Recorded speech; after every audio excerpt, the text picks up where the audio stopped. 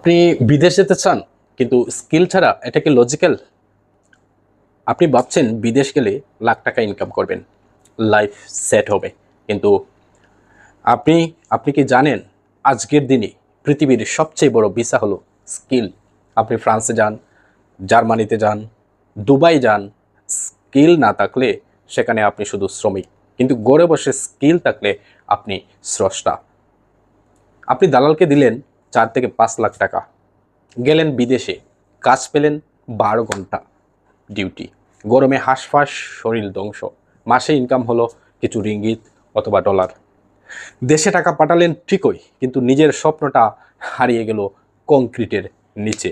এই টাকায় আপনি যদি video editing, digital marketing, content creation, user friendly skill শিখতেন, তাহলে আপনি এখন নিজের বস, নিজের সময়ের মালিক, নিজের কন্টেন্ট ক্রিয়েটর।